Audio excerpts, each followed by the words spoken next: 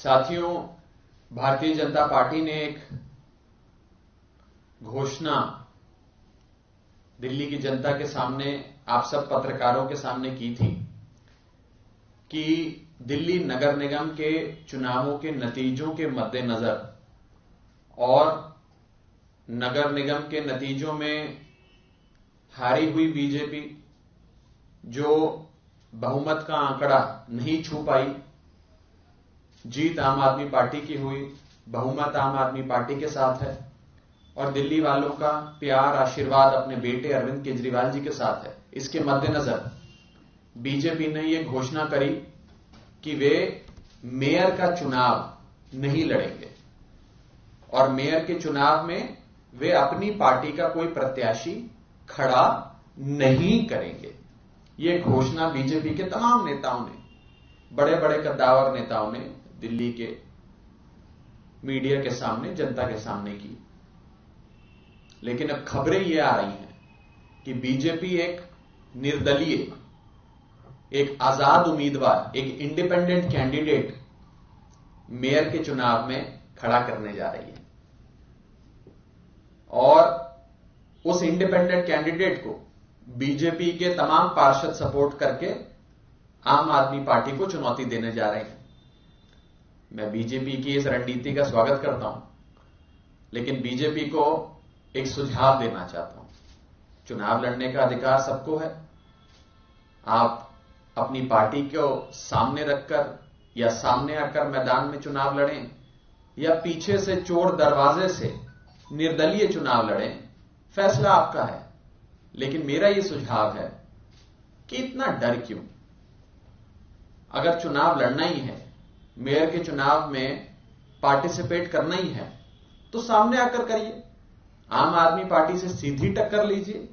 इस वक्त हमारे साथ साबिक काउंसलर राकेश कुमार जी मौजूद हैं। जैसे कि आपको मालूम है कि मेयर का मसला चल रहा है और आम पार्टी ने अपने मेयर जो है इसमें नाम पेश कर दिए, लेकिन जिस तरह से बीजेपी ने कहा था कि हम अपने मेयर को नहीं उतारेंगे और अब वो अपने मेयर का उन्होंने नाम दे दिया। आइए हम जानते हैं इस बारे में इनका क्या कहना है। देखिए, आम आदमी पार्टी का, चाहे वो नवनिर्वाचित हो या नहीं है, आम आदमी पार्टी का सीधा कहना है कि भारतीय जनता पार्टी जो है विपक्ष में बैठना ही नहीं चाहती है। उसे सिर्फ सत्ता चाहिए। कैसे वो हर चीज़ इस्तेमाल कर रही है आज की तारीख में। वो पैसे के बल पर, अपनी ताकत के बल पर ईडी, सीबीआई, ये सारे हथियार चला रही है और चाहती है कि वो एमसीडी के अंदर बीजेपी की सरकार बन जाए। लेकिन ये होने वाला नहीं है, क्योंकि दिल्ली की जनता ने आम आदमी पार्टी को मैंडेट दिया है और आम आदमी पार्टी की सरकार बननी चाहिए। क्योंकि 15 साल से बीजेपी का राज रहा है एमसीडी के अंदर। उन्होंने एमसीडी को दिवालिया कर दिया, उन्होंने एमसीडी को बर्बाद कर दिया। उन्होंने आज भी कर्मचारी जो हैं अपनी सैलरी के लिए रो रहे हैं। जो लोग रिटायर हो गए उनकी तनख्वाहें नहीं मिल पा रही हैं, उनके पेंशन नहीं मिल पा रही हैं, उनका बकाया नहीं मिल पा रहा है। तो बहुत बड़ी समस्या है।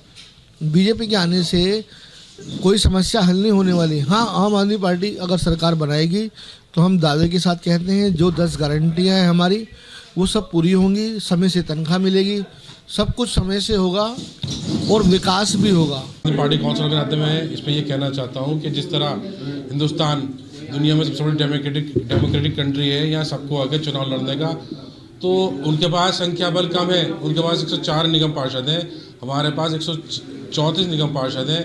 उनके पास 7 जो हैं लोकसभा सांसद हैं। इसी तरह हमारे पास 13 विधायक हैं और 3 राज्यसभा सांसद हैं। हमारे पास संख्या बल ज़्यादा है, फिर भी अगर उन्हें हक है, एक डेमोक्रेटिक कंट्री, उनको हक है चुनाव लड़ने का। चुनाव लड़ सकते, कोई भी लड़ सकता है चुनाव। जिसके बाद हम तो कहते हैं कांग्रेस को भी लड़ना चाहिए, उनके पास 9 पार्षद, उनको भी लड़ना चाहिए। सबको अगर मेयर की चुनाव लड़ने की। उनको तो ऑपरेशन लोटस पहले उन्होंने पंजाब में चलाया, हिमाचल में चलाया, गुजरात में चलाया। जहाँ उनकी सरकार नहीं बनती वो ऑपरेशन लोटस चलाते हैं, वो यहाँ भी चलाएंगे। राकेश जी ने बिल्कुल साफ साफ कहा कि 15 साल से यहाँ बैठे हुए थे। सत्ता का नशा ऐसा होता है कि सत्ता का नशा आदमी तोड़ना नहीं चाहता। दिल्ली से एम रामिश। सियासी तकदीर यूट्यूब चैनल को सब्सक्राइब करें और बेल आइकन पर क्लिक करें ताकि आपको सबसे पहले खबरें मिलती रहें।